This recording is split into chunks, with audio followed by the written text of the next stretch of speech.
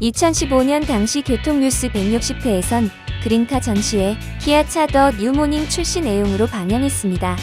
현재 모델은 3세대 기반으로 디자인, 파워트레인, 안전 및 편의 사양, LED 헤드램프, 디지털 클러스터, 전자식 주차 브레이크 및 오토홀드, 첨단 운전자 보조 시스템 등 최신 기술이 대거 적용되어 있습니다. 2세대 페이스리프트였던 2015년 더 뉴모닝은 어땠을까요? 영상에서 확인해주세요.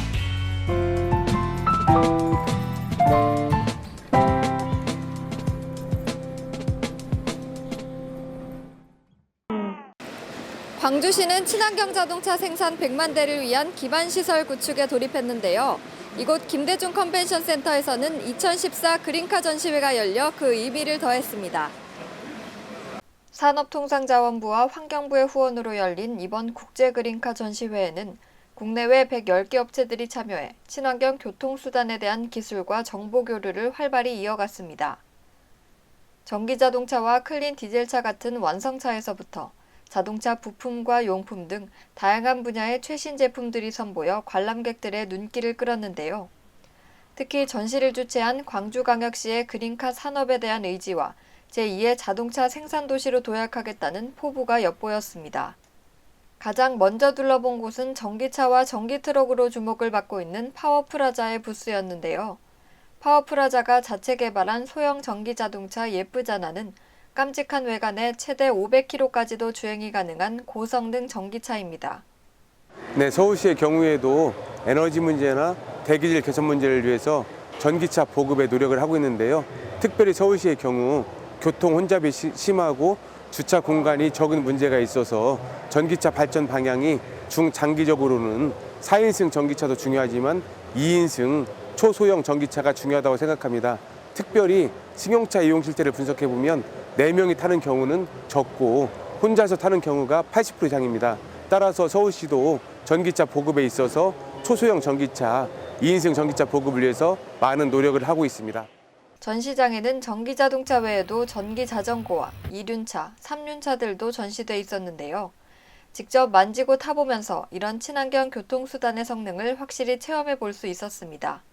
레저용 전기자전거와 초보자용 전기자전거 등 그 종류도 다양했는데요. 페달을 밟으면서 타면 최대 100km까지 갈 수 있고 전기에너지로만 가면 40에서 50km까지 주행이 가능하다고 합니다. 전기를 이용한 교통수단들은 충전이 중요한 이슈로 꼽히는데요.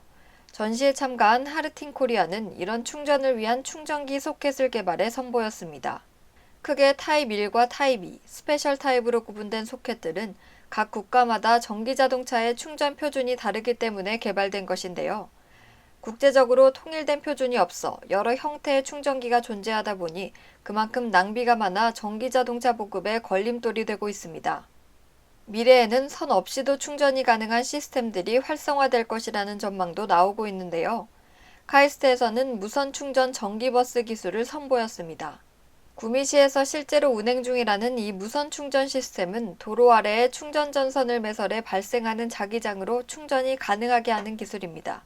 맨 처음 인버터에 전기가 흐르면 도로 및 파워라인이 작동해 자기장이 발생하게 되고 차체 바닥에 깔린 픽업 시스템이 이 자기장을 빨아들여 전기 에너지로 변환시키는 원리입니다. 이 충전 기술이 활성화된다면 달리면서 충전할 수 있는 전기차 대중화 시대가 앞당겨질 것이라고 기대됩니다. 전기 충전 시스템 중 휴대용 보조 배터리에 대한 기술도 소개됐는데요. 한 손에 들고 다닐 수 있을 정도의 크기이지만 가정용 DC 충전과 외부에서 태양광을 통한 충전이 모두 가능해 실내와 실외에서 모두 편리하게 사용이 가능하도록 만들어졌습니다. 리튬이온 배터리를 사용해 효율을 높이고 호환성이 우수해 다용도로 사용할 수 있다는 점이 특징적입니다. 전시장 내에는 각 대학과 기관들이 산학협력을 통해 개발한 전기자동차들이 전시됐는데요. 한국생산기술연구원이 개발한 전기차 일렉트로는 설계부터 프레임 하나하나까지 제작해 만든 그야말로 자체 제작 전기차였습니다. 미래지향적인 디자인과 경량화에 초점을 뒀다고 하는데요. 최대 70에서 80km 속도까지 달릴 수 있도록 만들어졌다고 합니다. 현재 국내에서는 배기가스 저감을 위해 유록스라고 불리는 요소수를 사용 중이고 해외의 경우 에드블루라는 이름으로 수입 소형차에도 적용하고 있습니다.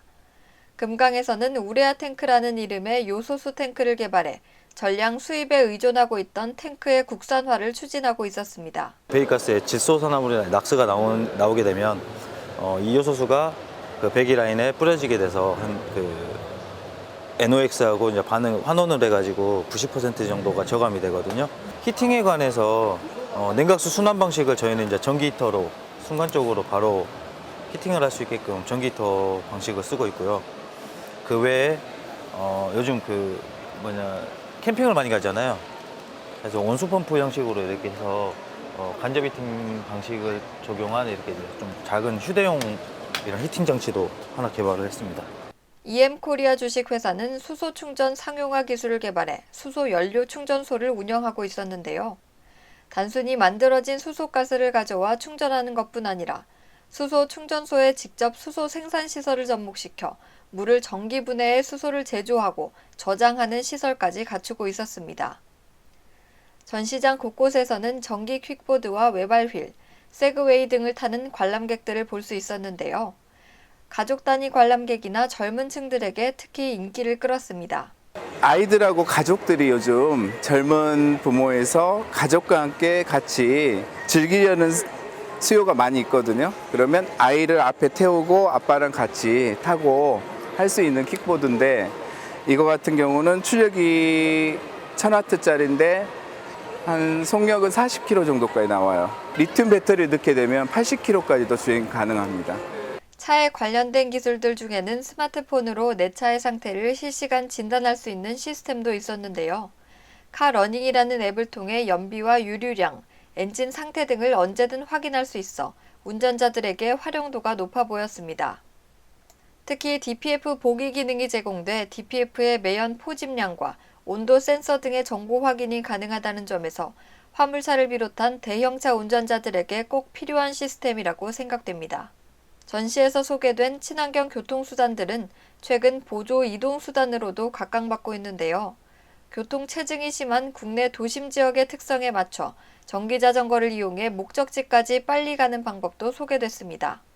자, 이 자전거는 실제로 서울에서 대전을 1시간 20분에 출퇴근할 수 있습니다. 그러니까 일반적으로 이해가 잘 안 가시잖아요. 차로 가도 2시간인데 그 이유는 이걸 타고 가까운 지하철까지만 가서 서울역 같은 데 가서 KTX 타고 내려가는 거예요.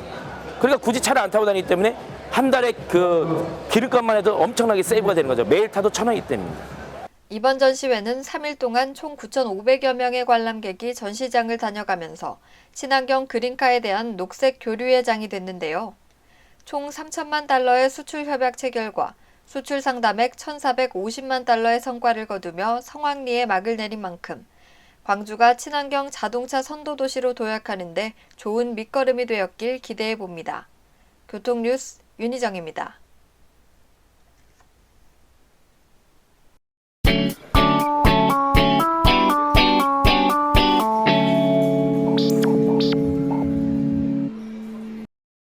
기아자동차는 안전사양을 추가하고 내외장 디자인을 더욱 새롭게 바꾼 더 뉴 모닝을 출시하고 오늘부터 본격적인 판매에 돌입한다고 밝혔습니다. 더 뉴 모닝은 2012년 레드닷 디자인상과 이프 디자인상을 수상하면서 세계에서도 손꼽히는 우수한 디자인으로 주목을 받아왔는데요. 라디에이터 그릴과 리어 범퍼 등 주요 부분을 개선해 세련미를 더한 모습이었습니다.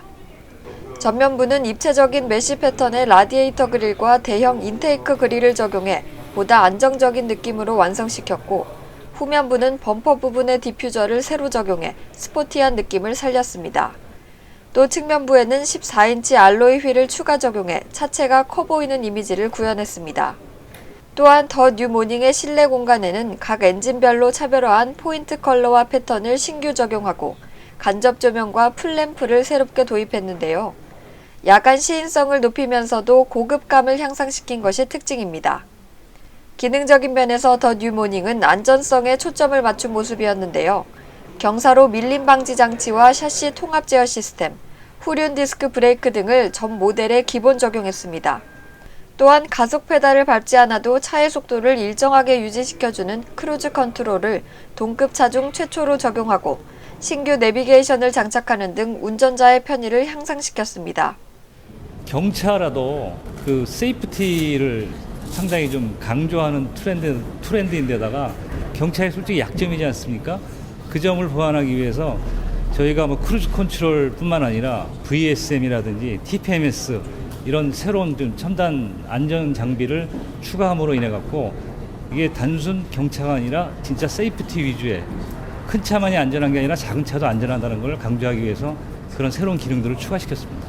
아시다시피 뭐 스파크가 뭐 올 6월에 나오고 저희는 이제 P 모델로 대응하지만 시장이 만만치 않을 것 같습니다. 그래서 작년 수준의 그런 그 판매를 지금 목표로 해서 추진을 하려 합니다. 이번 더 뉴 모닝 모델 중에는 우수한 동력 성능을 자랑하는 카파 1.0 터보 엔진을 새롭게 탑재한 더 뉴 모닝 터보가 출시돼 소비자들의 선택의 폭이 넓어졌는데요.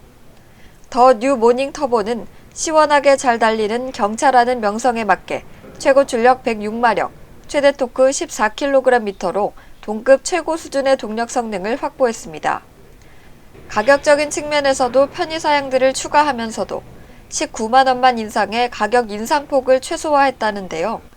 가솔린 모델은 1,040에서 1,325만 원, 터보 모델은 1,440만 원, 바이퓨얼 모델이 1,210만 원에서 1,455만 원으로 책정됐습니다. 세련된 스타일의 안전성까지 더한 더 뉴모닝이 이번에도 많은 소비자들의 선택을 받을 수 있을지 주목됩니다. 교통뉴스 윤희정입니다.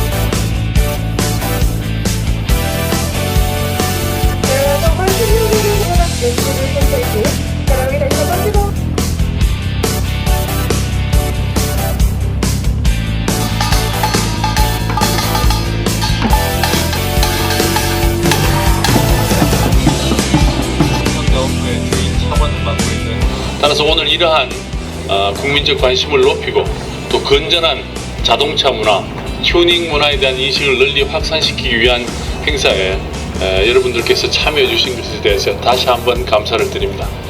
오늘 참가하신 모든 분들이 훌륭한 성과를 내기를 기대하면서 시스템의 개발을